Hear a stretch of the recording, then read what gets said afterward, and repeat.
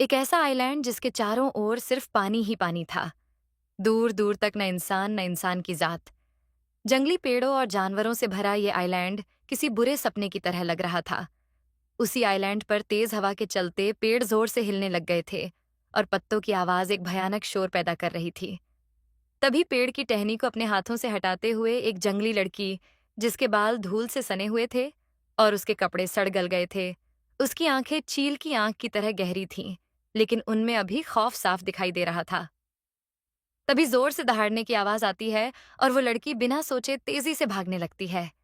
जैसे ही वो दौड़ते दौड़ते पीछे मुड़कर देखती है, तो उसके पीछे उसे एक विशालकाय भालू दिखता है, जो उसकी तरफ पूरी तेजी से दौड़कर आ रहा था।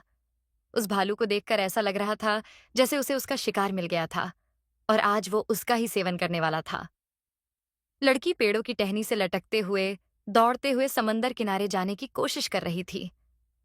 तभी भालू एक सूखे पेड़ को ताकत से धक्का देता है और वो पेड़ टूटकर सीधे उस लड़की के सामने आ गिरता है। तेजी से दौड़ने के कारण लड़की अपना संतुलन नहीं संभाल पाती है और टहनी में पांव फंसने के कारण वो जोर से जमीन पर गिर जाती है। उसका पांव पेड़ के नीचे बुरे तरीके से फंस जाता है। तभी वो देखती है कि वो विशालकाय खूनी भालू उसकी ओर तेजी से बढ़ रहा था। उसके पंजे बड़े और नुकीले थे। उसके एक ही वार से उस लड़की का जिस्म तार तार हो सकता था। भालू को अपने करीब आता देख लड़की पूरे ताकत से पेड़ की टहनी को अपने हाथों से तोड़ने की कोशिश करने लगती है। भालू अब उसके बहुत करीब आ चुका था और उस लड़की का पांव अभी भी पेड़ के नीचे फंसा हुआ था। उसकी सारी कोशिश विफल हो रही थी। उसे अंदाजा हो गया था कि अब उसकी मौत उससे दूर नहीं है। भालू अपना पंजा खोलता है और अपने शिकार का कत्ल करने ही वाला होता है। तभी वो लड़की एक गहरी सांस लेती है और पूरी ताकत से पेड़ की टहनी को तोड़ देती है और टहनी के नुकीले भाग को भालू के सीने में घोंप देती है। भालू के सीने से खून बहने लगता है और वो दर्द में दहाड़ने लगता है। तभी लड़की भालू के शिकंजे से निकलकर एक पेड़ पर चढ़ जाती है और कुछ ढूंढने लगती है। भालू अपने सीने से जैसे ही वो नुकीली टहनी निकालने लगता है, तभी उसके छाती पर एक भाला आके लगता है, जिससे उसकी छाती चीर जाती है और वो नीचे जमीन पर गिर जाता है। ऐसे भाले उस लड़की ने अपनी सुरक्षा के लिए आइलैंड के कोने कोने पर छुपा कर रखे थे। लड़की पेड़ से नीचे उतरती है और वो भाले पर पूरा जोर लगाकर भालू के सीने को फाड़ डालती है और बिना पीछे मुड़े समुद्र तट की ओर चल देती है। भालू दहाड़ता है, लेकिन उसकी दहाड़ अब कमजोर हो चुकी थी और कुछ पल तड़पने के बाद वो अपनी आखिरी सांस लेता है। समुद्र तट पर पहुंचने के बाद वो अपने शरीर पे लगे खून को पानी से साफ करने लगती है। तभी उसे पत्थरों के पीछे किसी इंसान के चिल्लाने की आवाज आती है। ये आवाज सुनकर वो सहम सी जाती है, क्योंकि उसे पता था कि वो आइलैंड पर सिर्फ अकेली इंसान थी। वो अपनी हिम्मत जुटाती है और उस आवाज की ओर बढ़ने लगती है। जैसे ही वो पत्थरों के पीछे पहुंचती है, तो वो देखती है कि एक आदमी, जिसकी उम्र करीबन 23 या 24 साल होगी, वो घायल उन पत्थरों पर बेसुध पड़ा हुआ था। उस घायल आदमी को देखकर देबीना को अपना अतीत याद आने लगता है। वो भी ठीक उस आदमी की तरह बेहोशी के हालत में इस आइलैंड पर पहुंची थी। 10 साल पहले देबीना अपने परिवार से अलग हो गई थी, क्योंकि उसका अपहरण कर लिया गया था और गुंडों ने बोट से उसे देश से बाहर ले जाना चाहा। लेकिन बीच समुंदर में बोट की दुर्घटना हो गई और बोट पे सवार सभी इंसान उस दुर्घटना में मारे गए। लेकिन इस लड़की ने उस समय अपनी सूझबूझ दिखाई और एक छोटी सी लकड़ी के लाइफ बोट से वहां से बच निकली और इस सुनसान आइलैंड पर आ पहुंची। तब से वो इस आइलैंड पर खुद को जिंदा रखने के लिए हर दिन जंग लड़ रही थी। देबीना उस आदमी को खींच के अपनी गुफा में ले आती है। जब वो उसे ध्यान से देखती है, तो उसे उसके पेट के निचले हिस्से पर एक बड़ा घाव दिखता है। उस घाव से खून भी बह रहा था। देबीना जमीन पे पड़े एक पत्ते को उठाती है और उस घाव पर बांध देती है, जिससे कि खून का बहाव कम हो जाए। जैसे ही वो ऐसा करती है, वो आदमी उसकी कलाई पकड़ लेता है और उससे बेहोशी के हालत में खड़े स्वर में पूछता है, कौन हो तुम? उसकी आवाज में दम नहीं था, लेकिन उसकी कलाई की पकड़ मजबूत थी। देबीना उसका हाथ अपनी कलाई से हटाती है और कहती है, तुम्हें बचाने वाली। और यह कहकर वो गुफा से निकल जाती है। देबीना जब वापस आती है, तब वो देखती है कि उस आदमी की हालत और भी ज्यादा खराब हो गई थी। वो जंगल से कुछ जड़ी बूटी लाई थी, जिससे कि वो उसके घाव को भर सके। जब वो उसके करीब जाती है, तो देखती है कि उस आदमी के पेट पर किसी ने चाकू से वार किया था। उसका घाव इतना गहरा था कि देबीना को डर था कि उसके अंदरूनी अंग को तो कहीं चीरा नहीं लगा। जैसे ही वो जड़ी बूटी लगाने के लिए नीचे झुकती है, वो आदमी उसे बोलता है, अगर मुझे नुकसान पहुंचाने की कोशिश की तो तुम्हारी कब्र में यही खोद दूंगा। देबीना जवाब में कहती है, और कब्र पर नाम क्या लिखोगे? मुझे बचाने वाली देवी। अब बकवास बंद करो और मुझे तुम्हारी शर्ट उतारने दो। मुझे ये लेप तुम्हारे घाव पर लगाना है। क्या है ये लेप? वो आदमी दर्द में पूछता है। देबीना कहती है, इससे तुम्हारा दर्द कम होगा और घाव भरेगा। अब ये शर्ट खोलने दो। जवाब में आदमी कहता है, नहीं, मैं खुद इसे खोलूंगा, तुम रहने दो। वो आदमी अपनी पूरी ताकत जुटाकर अपनी शर्ट खोलने लगता है। देबीना ने 10 साल बाद किसी मर्द को देखा था। जब वो 13 साल की थी तब उसका अपहरण हो गया था और वो फिर इस वीरान टापू पर फंस गई थी। तब तब से लेकर अब तक देबीना के भी शरीर और मानसिकता में परिवर्तन आ गया था। उस आदमी की छाती चौड़ी थी और पेट पर एब्स थे। उसके शरीर के मसल्स साफ तरीके से दिख रहे थे। देबीना कुछ समय के लिए उस आदमी का शरीर देखकर खो गई थी। उसने लेप लिया और अपने हाथ से घाव पर उसे लगाने लगी। वो साथ ही साथ उस आदमी के शरीर का जायजा भी ले रही थी। तभी वो आदमी चिल्लाता है, जरा आराम से लगाओ, मुझे दर्द हो रहा है। तुम्हारा ध्यान कहाँ है? क्या इसी तरह तुम अपने पेशेंट का इलाज करती हो? वो आदमी हैंडसम तो था, लेकिन सवाल बहुत करता था। देबीना ने उसे जवाब दिया, इतनी ही दिक्कत है तो ढूंढ लो अपने लिए एक हॉस्पिटल इस आइलैंड पर। शुक्र मनाओ कि मैं तुमको मिल गई, इसीलिए तुम्हारी जान बची है, समझे? तुम बहुत ही खड़ूस औरत हो, उस आदमी ने जवाब दिया। और तुम एहसान फरामोश। एक तो मैंने तुम्हारी जान बचाई और उल्टा मुझ पे ही बरस रहे हो। दोनों लोग एक दूसरे को गुस्से से घूर रहे थे। ऐसा लग रहा था मानो हवा में बारूद की गंध आ रही हो। आखिरकार देबीना उस घायल आदमी के साथ बहस करके थक गई थी। वो वहां से उठी और उसने कहा, आज भारी बारिश हो रही है और रात में आइलैंड पर तापमान बहुत कम हो जाएगा। जब तक तुम लेटे हो मैं आग जला लेती हूँ। देबीना आग जलाने के लिए कोने में जाने ही वाली थी, तभी पीछे से उस आदमी की आवाज आई, अरे, तुम्हें क्या समस्या है? देबीना ने पलटकर कहा, अगर जल्दी आग नहीं जलाई तो हम दोनों आज रात ठंड में जमकर मर जाएंगे। आदमी ने अपना मुंह खोला और आखिर में कहा, ठीक है। देबीना उस आदमी से बात नहीं करना चाहती थी, इसीलिए वो आग जलाने के लिए कोने में चली गई। आइलैंड पर आग जलाने के लिए सिर्फ एक ही तरीका था, लकड़ी ड्रिल करना। देबीना को भूसे के ढेर से एक छोटी लौ निकालने में 1 घंटे से ज्यादा समय लग गया था, लेकिन थोड़े समय बाद जैसे ही बाहर हवा चली तो आग की छोटी लौ तुरंत बुझ गई। ये देखकर देबीना मायूस हो गई थी, क्योंकि उसकी सारी मेहनत जो उसने आग जलाने के लिए की थी वो पानी में मिल गई थी। वो फिर से आग जलाने की कोशिश कर रही थी कि तभी, अरे, आदमी की आवाज फिर से सुनाई दी। देबीना ने उसे नजरअंदाज करते हुए कहा, मुझे तुमसे बात करने में कोई इंटरेस्ट नहीं है। और जैसे ही वो ये कहते हुए पीछे मुड़ी तो उसे जमीन पर लोहे के गिरने की आवाज सुनाई दी और उसने एक सिगरेट लाइटर को लुढ़कते हुए अपने पैरों के पास देखा। कुछ सेकंड शांत रहने के बाद वो अपने गुस्से को काबू नहीं कर पाई और जोर से चिल्लाते हुए कहा, घुसट आदमी, ये लाइटर तुम मुझे पहले नहीं दे सकते थे? उस आदमी ने देबीना की बातों पर ध्यान नहीं दिया और वो उससे मुंह फेर के सो गया। कुछ ही समय बाद रात अपने परवान पर पहुंच गई थी। वो दोनों गुफा के विपरीत दिशा में लेटे हुए थे। देबीना कुछ अजीब आवाज सुनकर अपनी नींद से जाग गई। उसने अपनी आंखें खोलीं और देखा कि उस आदमी का पहले से पीला चेहरा और भी पीला पड़ गया था। उस आदमी को देखने के लिए वो नीचे झुकी तो उसने देखा कि उसके माथे पर ठंडा पसीना था। अरे, घुसट आदमी, क्या तुम ठीक हो? देबीना ने आगे बढ़कर उस आदमी की मजबूत बांह को थपथपाया, लेकिन उसने कोई प्रतिक्रिया नहीं दी। नॉर्मली पेन किलर और पैरासिटामोल की 2 गोली से उसका दर्द और बुखार दोनों उतर जाता, लेकिन इस टापू पे इनका मिलना असंभव था। उसकी हालत बिगड़ती जा रही थी। वो बुखार और दर्द के कारण बेसुध हो गया था। देबीना ने कोशिश की, वो उसे आग के पास लेकर जाए जिससे उसे गर्माहट मिले, लेकिन आग भी इस ठंड में काम नहीं आ पा रही थी। देबीना के पास उस आदमी को गर्म रखने का सिर्फ अब एक ही उपाय था। देबीना ने उस आदमी के चेहरे को देखा और वो एक एक कर अपने कपड़े उतारती गई। उसका शरीर एक नक्काशी की तरह था। उसके आकार एकदम सटीक थे।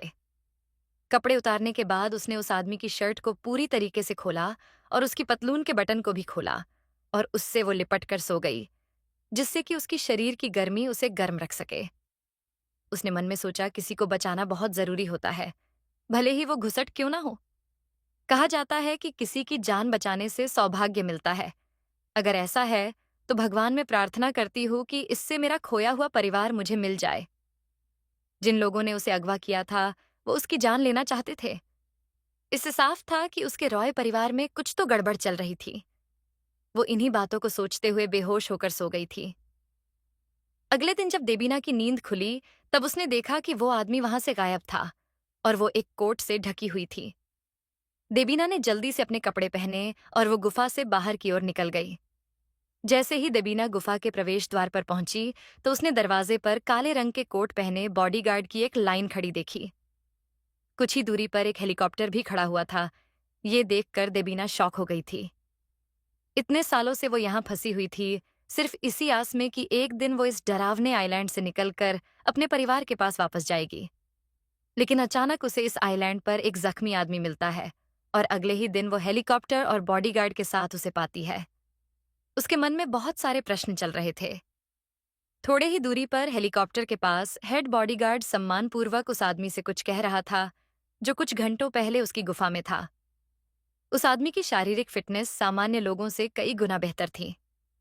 देबीना उसके पास भाग कर जाती है और कहती है, तुम। जैसे ही देबीना ने अपना मुंह खोला उस आदमी ने उसे टोकते हुए पूछा, तुम क्या चाहती हो? हु? उसने कोई जवाब नहीं दिया। आदमी ने भावहीन होकर कहा, तुमने मुझे बचाया और मैं तुम्हारी एक इच्छा पूरी कर सकता हूं। देबीना ने उसे जवाब दिया, क्या थैंक यू कहना इतना कठिन है? जैसे ही देबीना ने बोलना बंद किया उसने देखा कि सभी बॉडीगार्ड उसे आश्चर्य से देख रहे थे, जैसे उसने कुछ अजीब बात कही हो। पर इसके विपरीत उस आदमी का भाव बिल्कुल नहीं बदला और उसने कहा, अगर तुम इस बार चूक गई तो तुमको पछतावा होगा। देबीना को उस आदमी पर गुस्सा आ रहा था, लेकिन फिर उसकी नजर उसकी टूटी बोट पर पड़ी और उसने सोचा कि ये बोट तो मुझे अब जमीन तक नहीं पहुंचा पाएगी। उसने अपने दांत पीसते हुए कहा, मेरी इच्छा है कि तुम मुझे मेरे घर ले जाओ। इस बार उस आदमी की बारी थी आश्चर्यचकित भाव दिखाने के लिए। बस इतना ही? देबीना की पहली और आखिरी इच्छा थी आइलैंड को छोड़ना।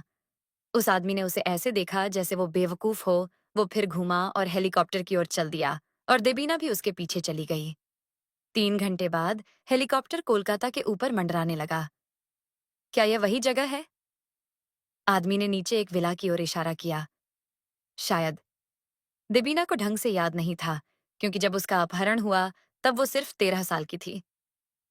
चलो नीचे उतारो, आदमी ने पायलट को आदेश दिया और पायलट ने तुरंत हाँ कहा। देबीना के मन में एक अलग उत्साह था और अनगिनत सवाल। वो एक अपहरण और 10 साल अकेले डरावने आइलैंड पर बिताने के बाद घर वापस आ रही थी। कलकत्ता में यह कहानी क्या मुद्दा लेगी? क्या देबीना का परिवार उसको देखकर खुश होगा या कहानी कोई और मुद्दा लेगी? जानने के लिए सुनते रहिए। रॉय मेंशन पर एक जबरदस्त पार्टी चल रही थी। इस पार्टी के चर्चे महीनों से हो रहे थे। देश विदेश से तरह तरह के कलाकार इस पार्टी में परफॉर्म करने आए थे। कोलकाता के सारे नामी रईस इस पार्टी में शामिल हुए थे। सबको बर्थडे गर्ल का इंतजार था।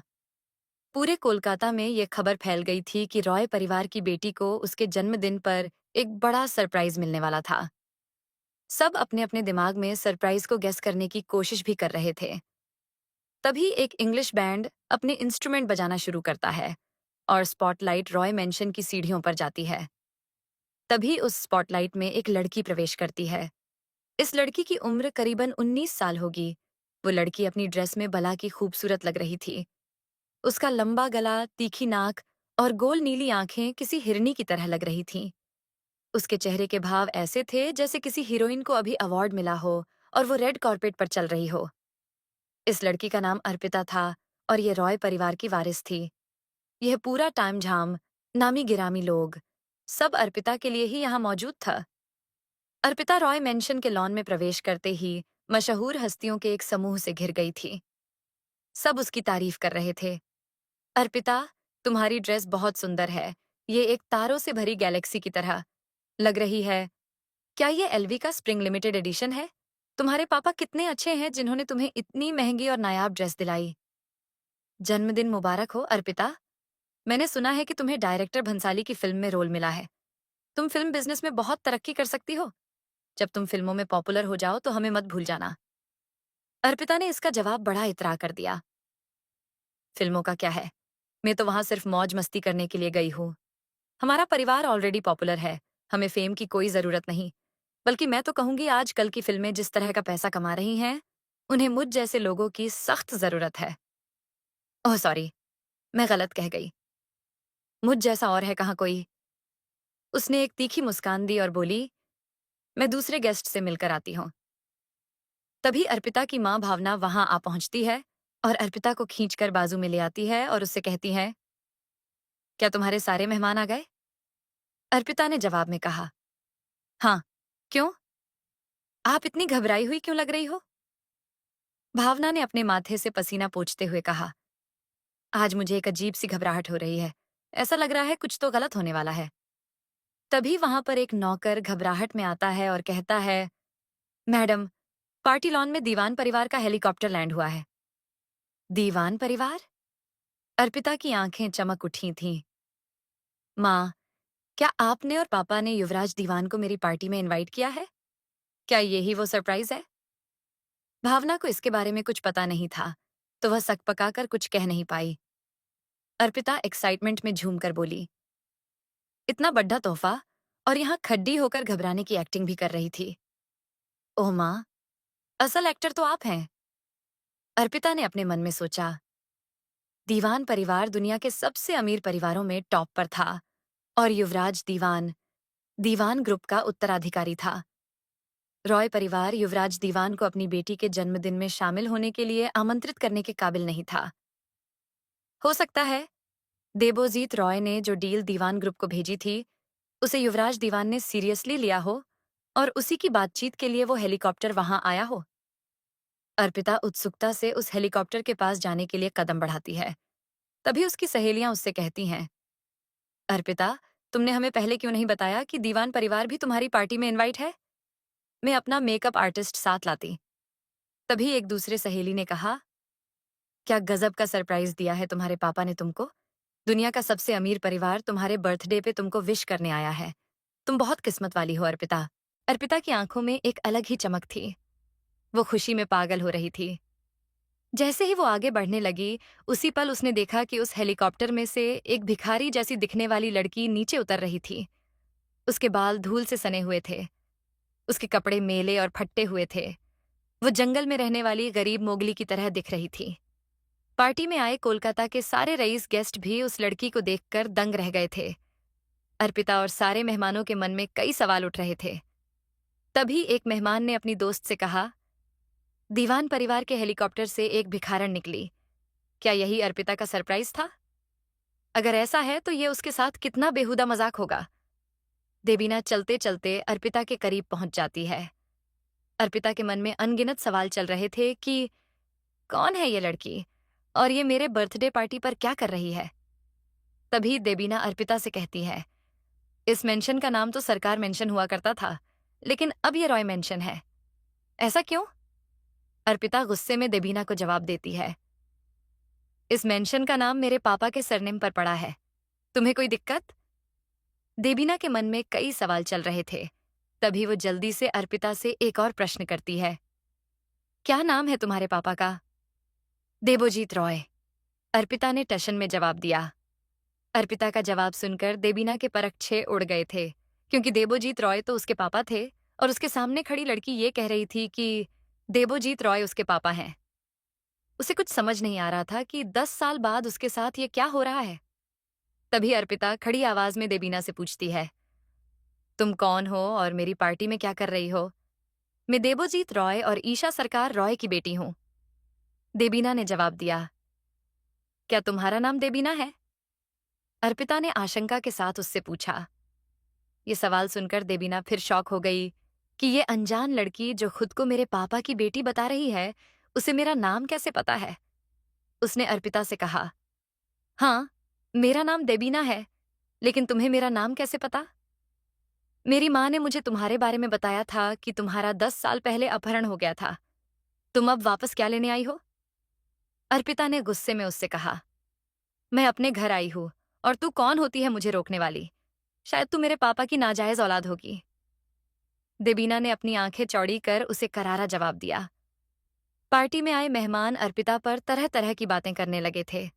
उसी पल एक मेहमान दूसरे से कहता है, ये मैंने भी सुना है कि अर्पिता देबोजीत रॉय की नाजायज औलाद है। लोगों की बातें सुन और देबीना का रवैया देख अर्पिता गुस्से में लाल हो जाती है और देबीना को चाटा मारने के लिए हाथ उठाती है कि तभी भावना वहां आ पहुंचती है और अर्पिता का हाथ रोक लेती है और उसे पीछे हटाती है। मेरी बच्ची कहाँ थी? तुम इतने सालों से हमने तुम्हें कितना ढूंढने की कोशिश की। तुम्हें इतने सालों बाद देख के कितनी खुशी मिल रही है। भावना ने झूठे आंसू निकालते हुए कहा। भावना को सामने देख देबीना का दिमाग अब काम नहीं कर रहा था, क्योंकि भावना और कोई नहीं उसकी माँ की छोटी बहन थी। लेकिन वो उसके घर में क्या कर रही थी? बहुत से सवाल देबीना के मन में चल रहे थे। तभी देबीना कहती है, मौसी आप कैसी है? फिर अर्पिता की ओर इशारा कर उसने कहा, और ये बेहुदा लड़की कौन है जो कुछ भी बड़बड़ किए जा रही है? भावना ने देबीना के चेहरे पे हाथ घुमाते हुए कहा, बेटा ऐसा नहीं बोलते। ये मेरी बेटी और तुम्हारी बहन है। क्या? देबीना के पांव के नीचे से जमीन खिसक गई थी।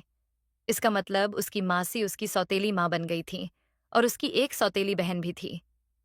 देबीना के मन में कई सवाल चल रहे थे। कई साल पहले उसकी माँ का रहस्यमयी मौत के बाद उसका अपहरण होना, मेंशन का नाम बदलना और उसकी मासी का उसकी सौतेली माँ बनना। तभी मेहमानों की फुसफुसाने की आवाज आने लगी। मैंने सुना है कि मिसेस भावना रॉय देबोजीत रॉय की पहली बीवी मिसेस ईशा रॉय की बहन है और यह लड़की मिस देबीना होनी चाहिए, जिसे 10 साल पहले मानव तस्करों ने अपहरण कर लिया था, है ना? पहले रॉय परिवार का सरनेम सरकार था और मिस्टर रॉय सिर्फ एक दामाद थे जिन्होंने सरकार परिवार में शादी की थी। एक बार जब मिस ईशा की मृत्यु हो गई तो सरकार परिवार का सरनेम रॉय हो गया। क्या ये कहानी सच है? हाँ, सच में। जब भावना ने मेहमानों की चर्चा सुनी तो उसे थोड़ी शर्मिंदगी महसूस हुई और उसने सूखी खांसी खांसते हुए कहा, देबीना बेटा, जल्दी अंदर चलो। तुम्हारे कपड़े कितने खराब हो रहे हैं। बिल्कुल जंगली लग रही हो तुम। चलो अंदर जल्दी से नहा लो। यहाँ पर वह सभी को यह जताना नहीं भूली कि देबीना एक जंगली लड़की है, लेकिन भावना का भयानक ख्वाब देबीना के रूप में उसके सामने खड़ा था। देबीना बोलने ही वाली थी। अर्पिता आश्चर्य से आगे बढ़ी और पूछा, क्या आप मेरी जन्मदिन की पार्टी में शामिल होने के लिए यहाँ आए हैं? Thank you very much. Arpita की आंखों में खुशी का सैलाब आ गया था और उसके चेहरे पर शर्म और भी अधिक स्पष्ट दिखाई दे रही थी। उसने ऐसा सोचा था कि युवराज दीवान ने किसी को उसे बधाई देने के लिए भेजा होगा, लेकिन उसे उम्मीद नहीं थी कि युवराज दीवान वास्तव में खुद आ जाएंगे। उसके बगल के लोग अर्पिता को ईर्ष्यालु नजरों से देख रहे थे। हालांकि वो एक नाजायज औलाद थी, लेकिन उसने युवराज से अच्छे रिश्ते बना लिए तो उसकी जिंदगी की नैया पार हो जाएगी। लेकिन अगले ही पल, हे, मेहमानों ने अपनी हंसी रोकने की बहुत कोशिश की। ये माँ और बेटी कितनी मजाकिया हैं, है ना? भावना इतनी शर्मिंदा थी कि वह अपने पैर की उंगलियों को पंजे से काटना चाहती थी। देबीना इतने सालों बाद घर वापस आई थी कि उसने एक पल के लिए भी देबीना को युवराज के साथ जोड़कर नहीं सोचा। क्या ऐसा हो सकता है कि देबीना युवराज को जानती हो? जैसे ही उसके मन में यह विचार आया, तभी भावना ने युवराज को देबीना के सामने खड़ा देखा। क्या तुम श्योर हो कि तुम बस यही चाहती हो? तुम और कुछ भी मांग सकती हो। अभी देर नहीं हुई है।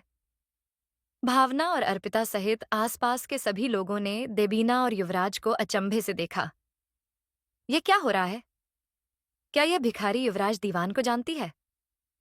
तभी देबीना ने युवराज को जवाब दिया, तुम पागल तो नहीं हो? क्या तुम अलादीन हो और तुम्हारे पास कोई जादुई चिराग है जिससे कोई भी विश मांगो वो पूरी हो जाती है? भावना ने अपनी तीखी आंखों से देबीना को देखा। जैसे ही वह कुछ बोलने वाली थी, तभी देबोजीत रॉय की आवाज उत्साह के साथ आती है, मिस्टर युवराज दीवान, आपने मुझे पहले क्यों नहीं बताया कि आप मुझसे मिलने यहाँ आने वाले हैं? मैं खुद आपको लेने बाहर आता। जैसे ही देबोजीत रॉय ने ये बात कही, तभी उसने देखा कि हर कोई उन्हें बेवकूफ की तरह देख रहा था। भावना ने डर के कारण तुरंत अपनी आंखें बंद कर लीं। देबोजीत रॉय को पता चल गया था कि वहां कुछ तो गड़बड़ है और उसने संदेह से चारों ओर देखा। जब उसकी नजर देबीना पर पड़ी तो उसकी भौहें अचानक सिकुड़ गईं। अर्पिता, तुमने एक भिखारी को क्यों पार्टी में इनवाइट किया है? इस भिखारन को जल्दी से बाहर निकालो। मिस्टर दीवान की आंखों को खराब मत करो। पापा। देबीना ने देबोजीत रॉय की बातों को बीच में ही काट दिया और उसने गंभीरता से कहा, क्या आप मुझे नहीं पहचानते? मैं टीना हूं। देबीना को उसके परिवार वाले प्यार से टीना बुलाते थे। टीना। देबोजीत ने अपनी भौहें सिकोड़ी और 2 सेकंड बाद चौंक कर पूछा, क्या तुम सचमुच टीना हो? हाँ पापा। टीना देबोजीत के पास आगे बढ़ी। उसकी आंखें नम थीं। उसने अपने पिता को सालों बाद देखा था। इन सालों में देबीना ने बहुत से दुख दर्द झेले थे और आज कई सालों बाद उसने किसी अपने को देखा था। देबोजीत रॉय ने जब देबीना की बातें सुनी तो वह अवचेतन रूप से एक कदम पीछे हट गया। उसे एक डर था, उसके खोजे जाने का डर। उसके सामने उसका भयानक अतीत खड़ा था। देबीना अपने पिता का ऐसा बर्ताव देखकर अचंभित थी।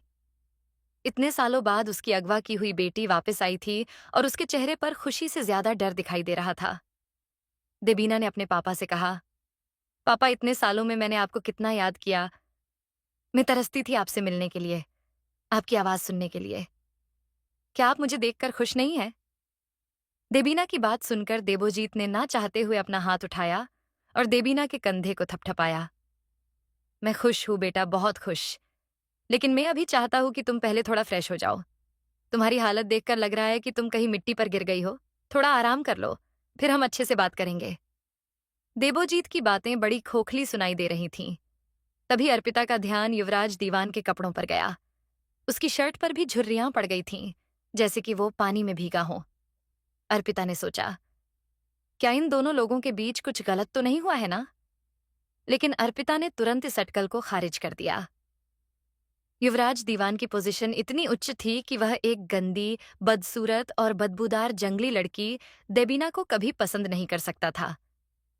अर्पिता ने कहा, मुझे लगता है कि मिस्टर युवराज ही देबीना को घर वापस लेकर आए हैं।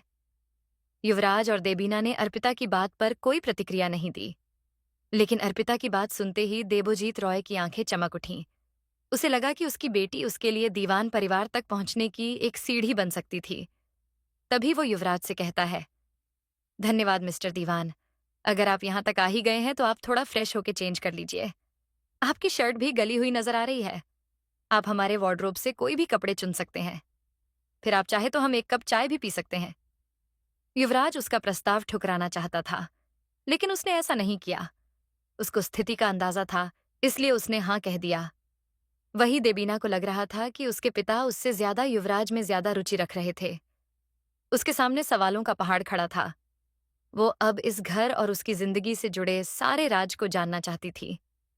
तभी देबोजीत अर्पिता को युवराज और देबीना को उनके कमरे तक ले जाने का आदेश देता है। अर्पिता के मन में देबीना के लिए नफरत ने जन्म ले लिया था। उसे ऐसा लग रहा था मानो कोई उसका हक और जिंदगी उससे छीन रहा था। अर्पिता के मन में जिस तरह की नफरत उबल रही थी, उसका कोई माप नहीं था। बेमन होकर अर्पिता ने अपने पिता को हाँ कहा। तभी उसने सोचा कि रास्ते में वह युवराज दीवान से दोस्ती करने की कोशिश करेगी। उसने युवराज और देबीना से कहा, आइए मैं आपको रूम तक ले चलती हूँ। वो दोनों उसके साथ वहां से निकल जाते हैं। तभी माहौल को नॉर्मल करने के लिए भावना सारे मेहमानों से कहती है, हमारी बच्ची देबीना के आने की खुशी में आप सब एंजॉय कीजिए और आज हम 2 केक काटेंगे। एक हमारी बच्ची के लौटने की खुशी में और एक हमारी बच्ची अर्पिता के जन्मदिन की खुशी में। Everybody please enjoy yourselves. तभी देबोजीत अर्पिता को युवराज और देबीना को उनके कमरे तक ले जाने का आदेश देता है। अर्पिता के मन में देबीना के लिए नफरत ने जन्म ले लिया था। उसे ऐसा लग रहा था मानो कोई उसका हक और जिंदगी उससे छीन रहा था। अर्पिता के मन में जिस तरह की नफरत उबल रही थी, उसका कोई माप नहीं था। बेमन होकर अर्पिता ने अपने पिता को हाँ कहा। तभी उसने सोचा कि रास्ते में वह युवराज दीवान से दोस्ती करने की कोशिश करेगी। उसने युवराज और देबीना से कहा, आइए मैं आपको रूम तक ले चलती हूँ। वो दोनों उसके साथ वहां से निकल जाते हैं। तभी माहौल को नॉर्मल करने के लिए भावना सारे मेहमानों से कहती हैं, हमारी बच्ची देबीना के आने की खुशी में आप सब एंजॉय कीजिए और आज हम 2 केक काटेंगे। एक हमारी बच्ची के लौटने की खुशी में और एक हमारी बच्ची अर्पिता के जन्मदिन की खुशी में। Everybody please enjoy yourselves. Devojit Bhavna से बात करने के लिए उसे साइड में ले जाता है और कहता है, मुझे नहीं पता ये कहाँ से आई, मुझे कुछ भी समझ नहीं आ रहा है। भावना ने हिचकिचाते हुए कहा, अब क्या कर सकते हैं? तभी देवोजीत ने लालच भरी आंखों से देबीना को जाते हुए देख के कहा, भावना तुम जरा सोचो, अगर देबीना के संबंध दीवान परिवार से हो जाए तो हमारे लिए उनसे संबंध बनाने और अपनी डील के बारे में बात करने का रास्ता देबीना बना सकती है। भावना के मन में भी लालच आ गया था और उसने दिमाग में कुछ योजना बनाने के बाद ये कहा कि अगर हम अर्पिता की दोस्ती युवराज से करवा सके तो और भी अच्छा होगा। हमारी बेटी दुनिया के कुछ सबसे अमीर परिवारों में से एक की बहू भी बन सकती है। देवोजीत ने एकदम से कहा, अभी सही वक्त उसका नहीं, अभी वक्त संबंध बनाने का है, समझी तुम? भावना ने हाँ में गर्दन हिलाई और कहा, ठीक है, ऐसे ही करते हैं। एक मासी और पिता होने के बाद भी उनको देबीना से ज्यादा मतलब उसके साथ आए जैकपॉट यानी युवराज से था। रास्ते में अर्पिता ने युवराज से बात करने की खूब कोशिशें की, मगर युवराज ने उस पर खास ध्यान नहीं दिया और वो देबीना से यही पूछता रहा कि क्या वो कुछ और चाहती है। युवराज का देबीना के प्रति ऐसा बर्ताव देखकर अर्पिता के मन में नफरत के साथ जलन ने भी जन्म ले लिया था और उसने देबीना को नीचा दिखाने के लिए एक षड्यंत्र सोचा। उसने युवराज को उसका कमरा दिखाया और उसे छोड़कर देबीना के साथ उसके कमरे में आकर देबीना को अपनी वार्डरोब से एक ड्रेस निकाल कर दे दी। अर्पिता ने देबीना से कहा, जाओ, बाथरूम में जाकर फ्रेश हो जाओ और ये ड्रेस पहन लेना। ये कहकर उसने ड्रेस को बिस्तर पर रख दिया और फिर बाहर जाकर वो देबीना के कमरे में झांकने लग गई। जैसे ही देबीना बाथरूम में गई, अर्पिता कमरे के अंदर आकर कैंची ढूंढने लगी और कैंची मिलने पर उसने देबीना के बाथरूम का दरवाजा लॉक कर दिया था और चुपचाप उसने देबीना के लिए रखी हुई ड्रेस को जगह जगह से काट दिया था। उसने फिर एक शातिर हंसी हंसी। उसे पक्का मालूम था कि ये कटी फटी ड्रेस पहनने के बाद देबीना की आज भरी महफिल में बेइज्जती होने वाली थी। फिर उसने बिना समय लगाए ड्रेस को वापस बिस्तर पर छोड़ दिया और देबीना जिस बाथरूम में थी उसका दरवाजा खोल दिया। जलन के कारण अर्पिता सही गलत कुछ नहीं देख पा रही थी। जहां उसे अपनी बहन का ध्यान रखना चाहिए था, वही वह खुद की बहन के साथ ही षड्यंत्र रच रही थी।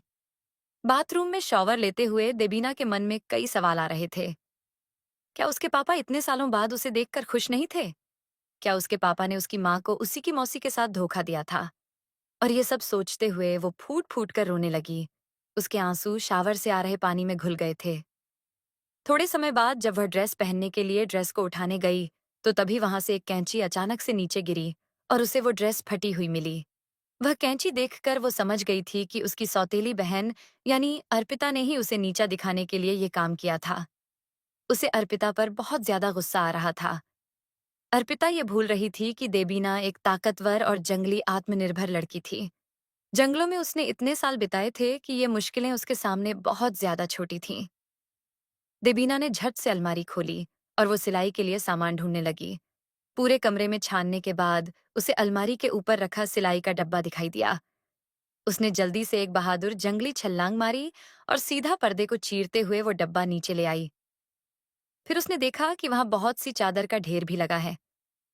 उसने अपने मजबूत हाथों से उस ढेर में से एक चादर को चीरा और झटपट अलमारी से एक रुमाल ढूंढकर उसने सब कपड़ों को जमाया। बिना समय गंवाए उसने जल्दी से धागे को सुई में डाला और चादर का एक टुकड़ा निकालकर ड्रेस में सिया। फिर उसने पर्दे को बड़े ध्यान से काटा और ड्रेस को सुंदर बनाते हुए उस टुकड़े को भी ड्रेस में सिल दिया। पूरी सिलाई हो जाने के बाद जो ड्रेस उसके सामने आई थी, वो पुरानी वाली ड्रेस से और भी ज्यादा खूबसूरत थी। देबीना को ये नई ड्रेस बहुत पसंद आई और वो खुशी से झूम गई थी। देबीना ने जैसे ही ड्रेस को पहनकर अपने बाल सुखाए, तो वो अपने जंगली स्वरूप से एकदम अलग दिख रही थी, बिल्कुल सुंदर अप्सरा जैसी। कोई सोच भी नहीं सकता था कि धूल, मिट्टी, कीचड़ और झाड़ियों से सनी लड़की इतनी सुंदर दिख सकती है। उसे देख के मेहमानों की आंखें फटी की फटी रह जाएंगी। जैसे ही वो आईने की तरफ बढ़ी, उसने आईने के पास जाकर खुद को देखने की कोशिश की, लेकिन वो घबरा कर सिर्फ नीचे देखती रही, क्योंकि उसने 10 साल में एक बार भी आईने में खुद को नहीं देखा था। जंगल में नदी के पास रहने के कारण नदी के पास ही खड़े होकर वो अपना प्रतिबिंब देखा करती थी। उसके मन में खुद को लेकर घबराहट थी कि ना जाने वो कैसे दिखती होगी। उसने हिम्मत की और आईने के सामने देखा और वह खुद को देखकर चौंक गई। उसने कभी भी नहीं सोचा था कि वो उसकी माँ जैसी दिखती होगी। उसने ये नहीं सोचा था कि वो इतनी सुंदर दिखती होगी।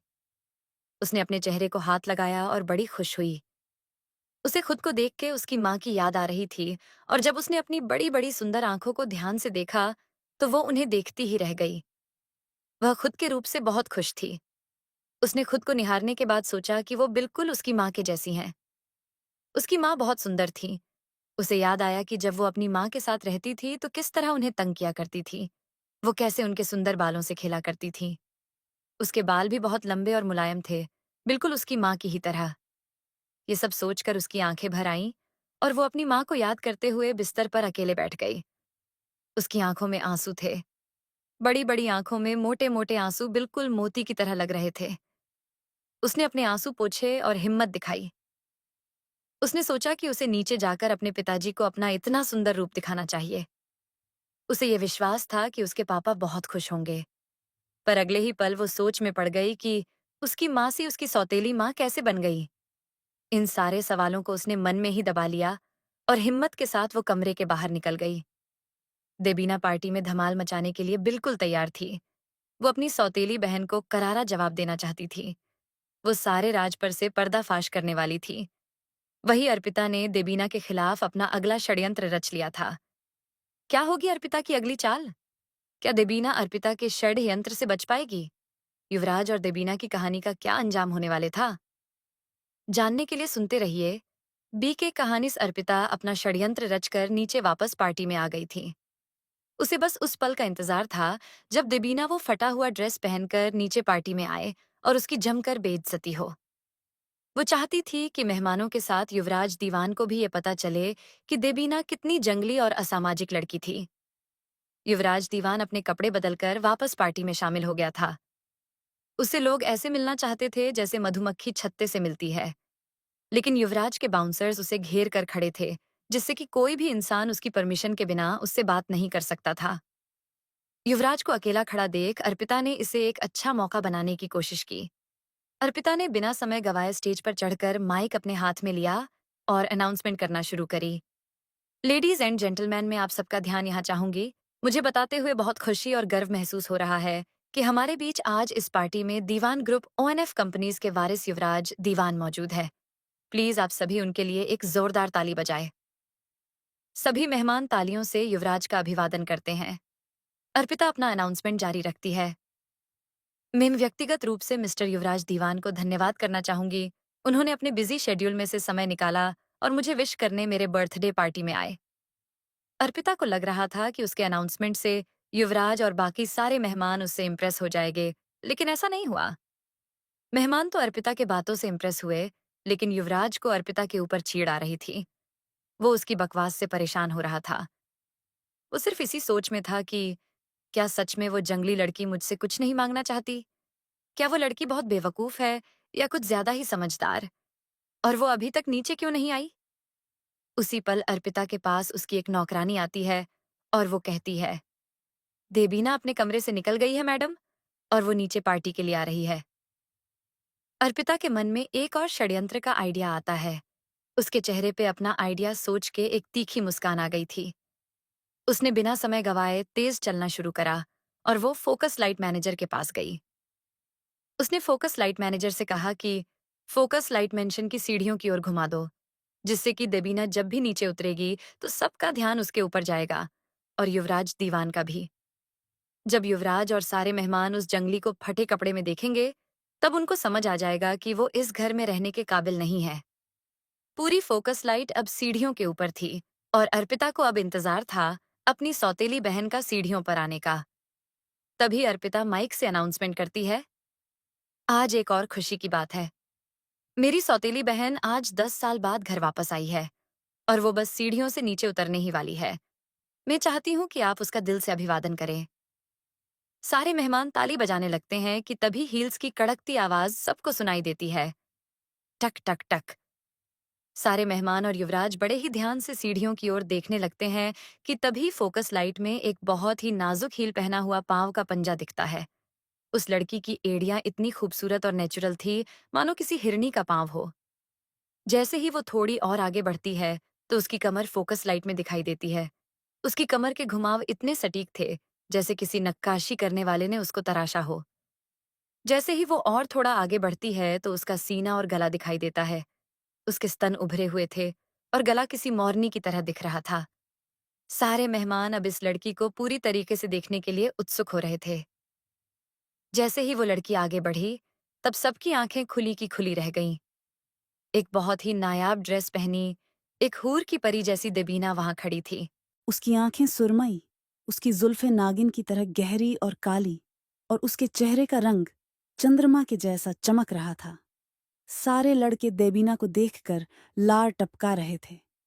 युवराज दीवान को भी विश्वास नहीं हो रहा था कि ये वही लड़की है जो कुछ समय पहले किसी जंगली मोगली की तरह लग रही थी। देबीना ने पूरे आत्मविश्वास के साथ पार्टी में प्रवेश करा। सारे मेहमान उसके अभिवादन के लिए उसे घेर कर खड़े हो गए थे।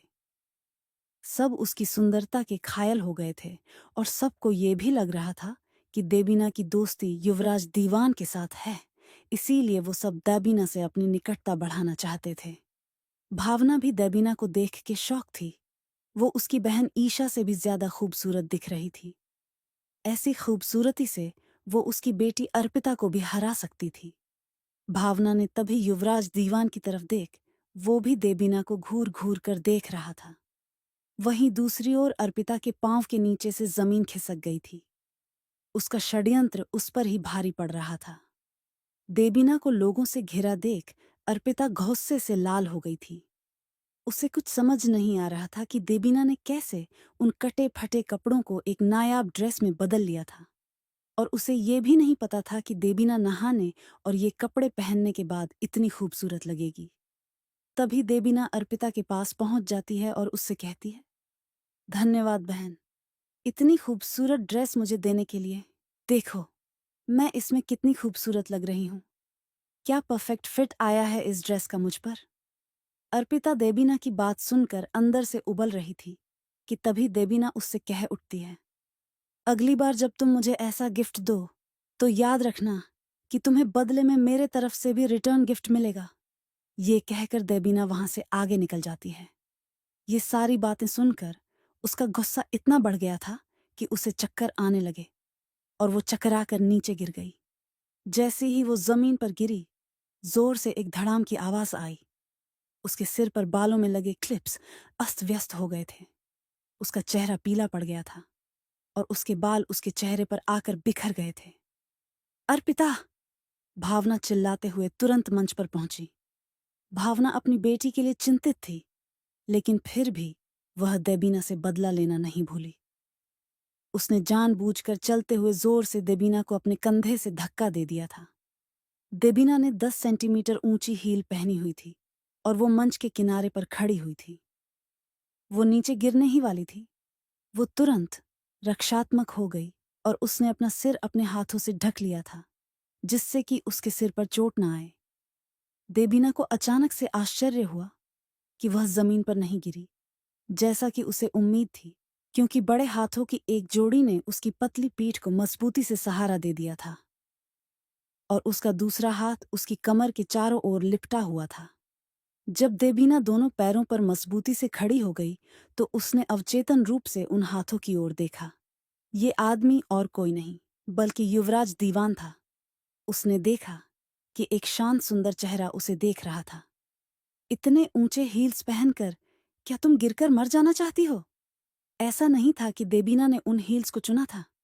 देबीना ने जवाब देने के लिए अपना मुंह खोला, लेकिन वो पीछे हट गई, क्योंकि युवराज के इरादे अच्छे थे। यदि वह न होता तो वह बुरी तरह गिर जाती। देबीना युवराज को धन्यवाद कहने ही वाली थी कि देवोजीत रॉय उसके पास आ गया। बच्ची, क्या तुम ठीक हो? मैं अभी तुम्हारी मदद करने ही आ रहा था, लेकिन मुझे ये उम्मीद नहीं थी कि मिस्टर युवराज तुमको मुझसे पहले गिरने से बचा लेंगे। मिस्टर युवराज तुम्हारे प्रति कितने दयालु हैं। देवोजीत के स्वर में नरमी थी और उसका चेहरा चिंता से भरा हुआ था। देवोजीत रॉय ने अर्पिता की ओर देखा भी नहीं था, जिसे सभी लोग अभी ऊपर ले जा रहे थे। देबीना को इस बात में बहुत दिलचस्पी महसूस हुई। उसे लगभग विश्वास हो गया था कि देवोजीत वास्तव में एक अच्छा पिता है, जो अपनी बेटी से प्यार करता है। देबीना को वास्तव में यह समझ में नहीं आ रहा था कि उसकी माँ, जो कि बिल्कुल परफेक्ट थी, उसने देबोजीत जैसे आम इंसान को अपना पति क्यों चुना। उसे बहुत सारी बातों पर शक होने लगा था और वो इन सारे राजों पर से पर्दा उठाना चाहती थी। तभी देबीना ने कहा, पापा मैं ठीक हूं, बेहतर होगा कि आप ऊपर जाएं और अपनी दूसरी बेटी को देखें। वह किसी कारण से अचानक बेहोश हो गई थी, लेकिन मुझे लगता है कि वो ठीक ही होगी। देबोजीत ने देबीना से कहा, तुम सही कह रही हो, मैं जाकर अर्पिता को देख लेता हूं। मैं आप दोनों की और परेशान नहीं करूंगा। बस मिस्टर युवराज, आप इसे अपना घर ही समझिए। ये सुन युवराज ने भौहें चढ़ा दी। मेरा घर? युवराज ने मन में सोचा, क्या रॉय परिवार इसके लायक है? उसने देबीना की ओर देखा, लेकिन उसने देबोजीत को कुछ भी व्यंग्यात्मक नहीं कहा। देबोजीत के जाने के बाद युवराज ने देबीना से कहा, मैं यहाँ किसी पार्टी में शामिल होने के लिए नहीं आया हूं। मैं फिर से तुमसे पूछना चाहता हूं, क्या सच में तुम्हारी कोई विश नहीं है?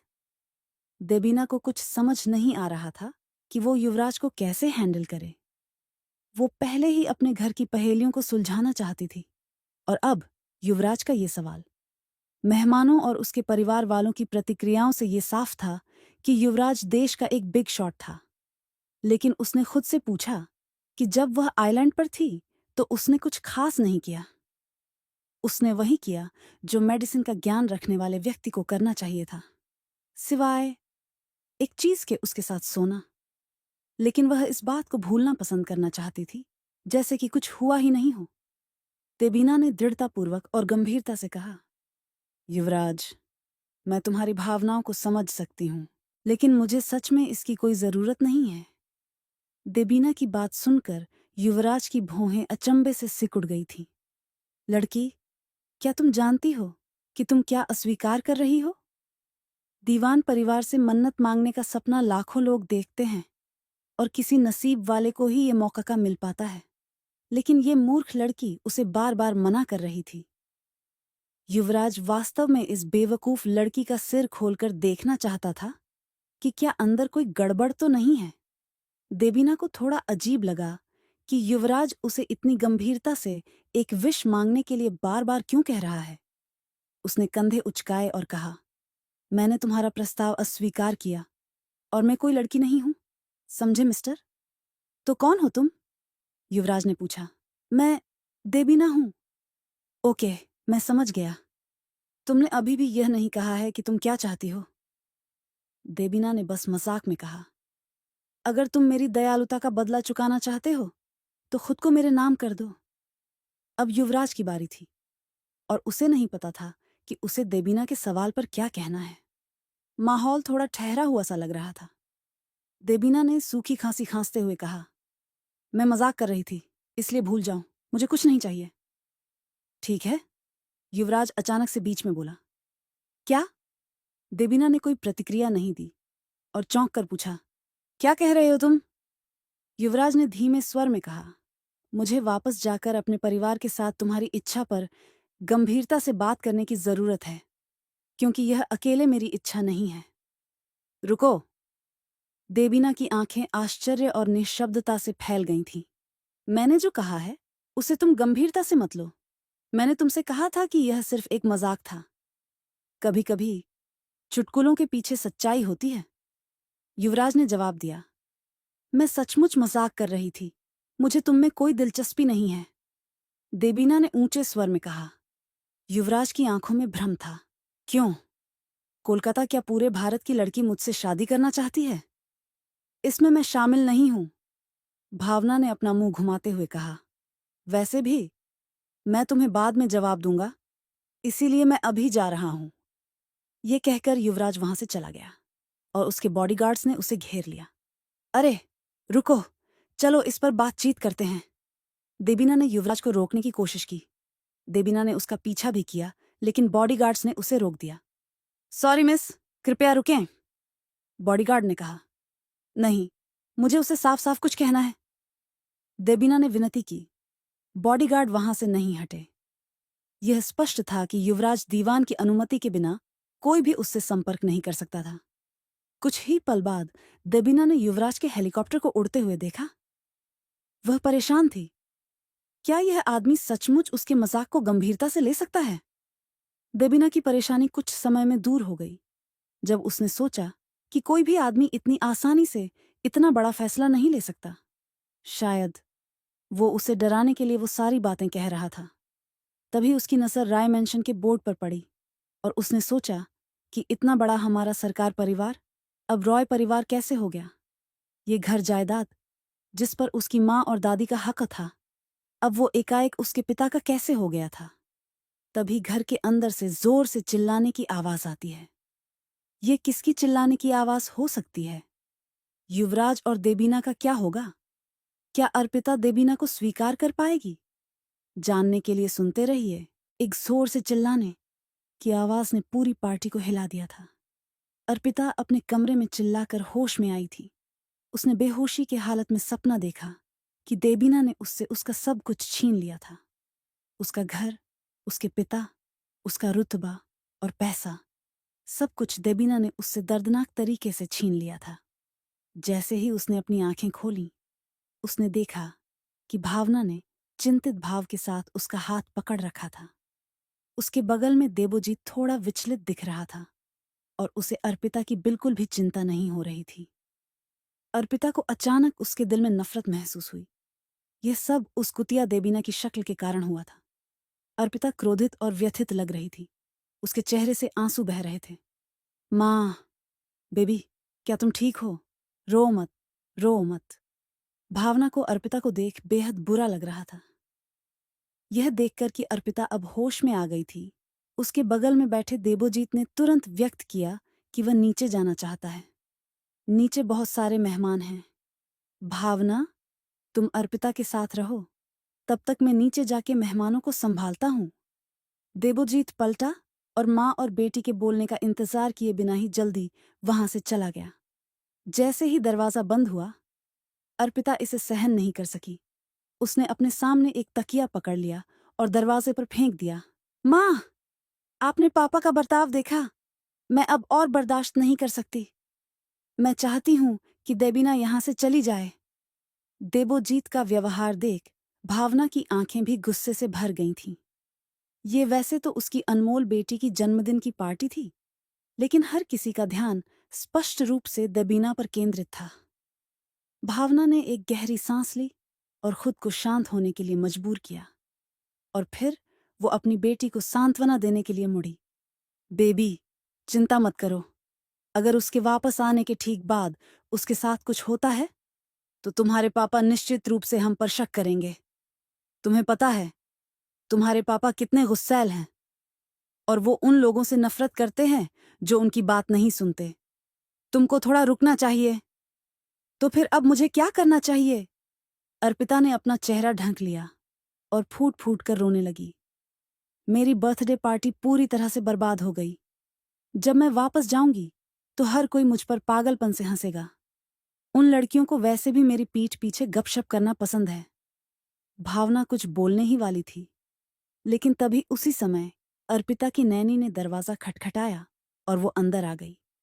उसने खुशी से अपने हाथ में एक लिफाफा पकड़ा हुआ था। फिर उसने कहा, बहुत बड़ी खुशखबरी है मैडम। अर्पिता ने अपनी नैनी को कोई प्रतिक्रिया नहीं दी और सपाट चेहरे से कहा, अब कोई भी खुशी के पल नहीं आने वाले, केवल बुरी चीजें ही होंगी। आज मेरे जीवन का सबसे बुरा दिन है। देबीना ने न केवल उससे उसकी लाइमलाइट छीन ली थी, बल्कि अर्पिता पार्टी में सबके सामने बेहोश भी हो गई थी।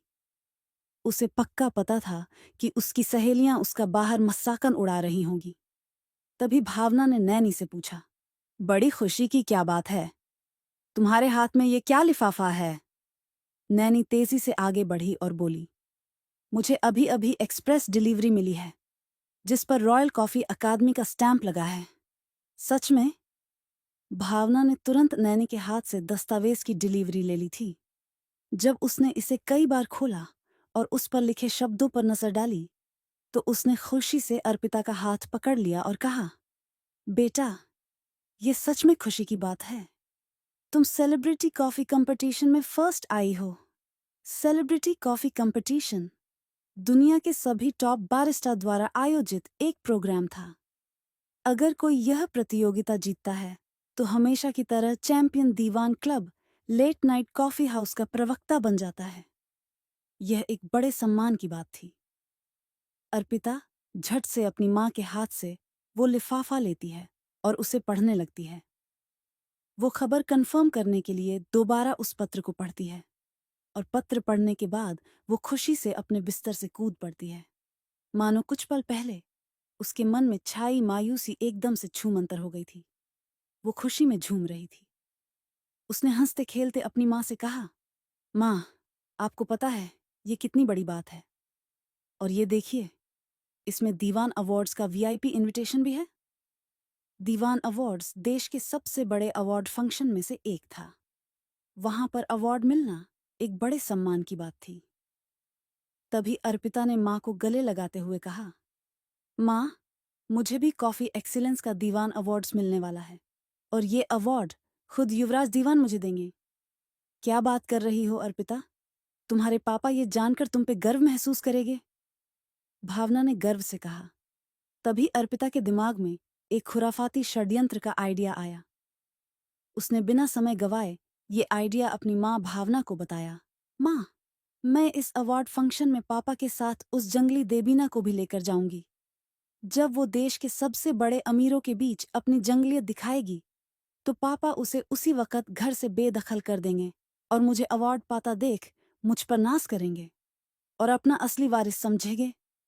भावना की आंख चमक उठी थी। क्या बात है बेटा, इसे कहते हैं एक तीर से दो निशाना लगाना।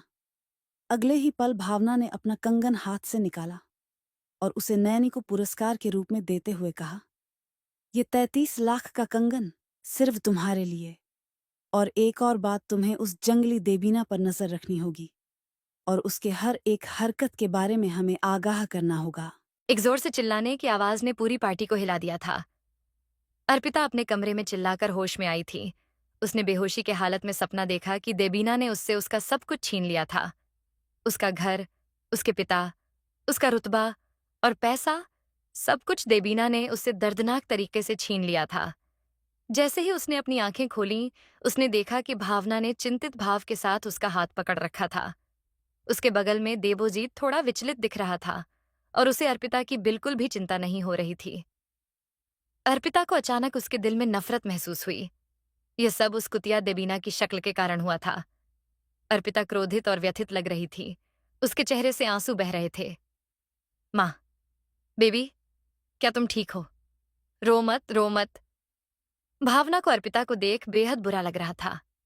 ये देखकर कि अर्पिता अब होश में आ गई थी, उसके बगल में बैठे देबोजीत ने तुरंत व्यक्त किया कि वह नीचे जाना चाहता है। नीचे बहुत सारे मेहमान हैं। भावना, तुम अर्पिता के साथ रहो, तब तक मैं नीचे जाके मेहमानों को संभालता हूं। देबोजीत पलटा और माँ और बेटी के बोलने का इंतजार किए बिना ही जल्दी वहां से चला गया। जैसे ही दरवाजा बंद हुआ, अर्पिता इसे सहन नहीं कर सकी। उसने अपने सामने एक तकिया पकड़ लिया और दरवाजे पर फेंक दिया। माँ, आपने पापा का बर्ताव देखा। मैं अब और बर्दाश्त नहीं कर सकती। मैं चाहती हूँ कि देबीना यहाँ से चली जाए। देबोजीत का व्यवहार देख भावना की आंखें भी गुस्से से भर गई थीं। ये वैसे तो उसकी अनमोल बेटी की जन्मदिन की पार्टी थी, लेकिन हर किसी का ध्यान स्पष्ट रूप से देबीना पर केंद्रित था। भावना ने एक गहरी सांस ली और खुद को शांत होने के लिए मजबूर किया और फिर वो अपनी बेटी को सांत्वना देने के लिए मुड़ी। बेबी, चिंता मत करो। अगर उसके वापस आने के ठीक बाद उसके साथ कुछ होता है, तो तुम्हारे पापा निश्चित रूप से हम पर शक करेंगे। तुम्हें पता है, तुम्हारे पापा कितने गुस्सैल हैं और वो उन लोगों से नफरत करते हैं जो उनकी बात नहीं सुनते। तुमको थोड़ा रुकना चाहिए। तो फिर अब मुझे क्या करना चाहिए? अर्पिता ने अपना चेहरा ढंक लिया और फूट फूट कर रोने लगी। मेरी बर्थडे पार्टी पूरी तरह से बर्बाद हो गई। जब मैं वापस जाऊंगी तो हर कोई मुझ पर पागलपन से हंसेगा। उन लड़कियों को वैसे भी मेरी पीठ पीछे गपशप करना पसंद है। भावना कुछ बोलने ही वाली थी, लेकिन तभी उसी समय अर्पिता की नैनी ने दरवाजा खटखटाया और वो अंदर आ गई। उसने खुशी से अपने हाथ में एक लिफाफा पकड़ा हुआ था। फिर उसने कहा, बहुत बड़ी खुशखबरी है मैडम। अर्पिता ने अपनी नैनी को कोई प्रतिक्रिया नहीं दी और सपाट चेहरे से कहा, अब कोई भी खुशी के पल नहीं आने वाले, केवल बुरी चीजें ही होगी। आज मेरे जीवन का सबसे बुरा दिन है। देबीना ने न केवल उससे उसकी लाइमलाइट छीन ली थी, बल्कि अर्पिता पार्टी में सबके सामने बेहोश भी हो गई थी। उसे पक्का पता था कि उसकी सहेलियां उसका बाहर मजाका उड़ा रही होंगी। तभी भावना ने नैनी से पूछा, बड़ी खुशी की क्या बात है? तुम्हारे हाथ में ये क्या लिफाफा है? नैनी तेजी से आगे बढ़ी और बोली, मुझे अभी अभी एक्सप्रेस डिलीवरी मिली है जिस पर रॉयल कॉफी अकादमी का स्टैंप लगा है। सच में? भावना ने तुरंत नैनी के हाथ से दस्तावेज की डिलीवरी ले ली थी।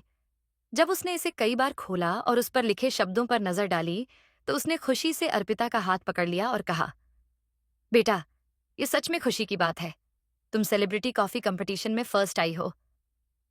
सेलिब्रिटी कॉफी कंपटीशन दुनिया के सभी टॉप बरिस्टा द्वारा आयोजित एक प्रोग्राम था। अगर कोई यह प्रतियोगिता जीतता है तो हमेशा की तरह champion Diwan club late night coffee house का प्रवक्ता बन जाता है। यह एक बड़े सम्मान की बात थी। अर्पिता झट से अपनी माँ के हाथ से वो लिफाफा लेती है और उसे पढ़ने लगती है। वो खबर कंफर्म करने के लिए दोबारा उस पत्र को पढ़ती है और पत्र पढ़ने के बाद वो खुशी से अपने बिस्तर से कूद पड़ती है। मानो कुछ पल पहले उसके मन में छाई मायूसी एकदम से छूमंतर हो गई थी। वो खुशी में झूम रही थी। उसने हंसते खेलते अपनी माँ से कहा, माँ, आपको पता है ये कितनी बड़ी बात है, और ये देखिए इसमें दीवान अवार्ड्स का वीआईपी इनविटेशन भी है। दीवान अवार्ड्स देश के सबसे बड़े अवार्ड फंक्शन में से एक था। वहां पर अवार्ड मिलना एक बड़े सम्मान की बात थी। तभी अर्पिता ने माँ को गले लगाते हुए कहा, माँ, मुझे भी कॉफी एक्सीलेंस का दीवान अवार्ड्स मिलने वाला है और ये अवार्ड खुद युवराज दीवान मुझे देंगे। क्या बात कर रही हो अर्पिता? तुम्हारे पापा ये जानकर तुम पे गर्व महसूस करेंगे? भावना ने गर्व से कहा। तभी अर्पिता के दिमाग में एक खुराफाती षड्यंत्र का आइडिया आया। उसने बिना समय गवाए ये आइडिया अपनी माँ भावना को बताया। माँ, मैं इस अवार्ड फंक्शन में पापा के साथ उस जंगली देबीना को भी लेकर जाऊंगी। जब वो देश के सबसे बड़े अमीरों के बीच अपनी जंगलियत दिखाएगी तो पापा उसे उसी वक्त घर से बेदखल कर देंगे और मुझे अवार्ड पाता देख मुझ पर नाज करेंगे और अपना असली वारिस समझेंगे। भावना की आंख चमक उठी थी।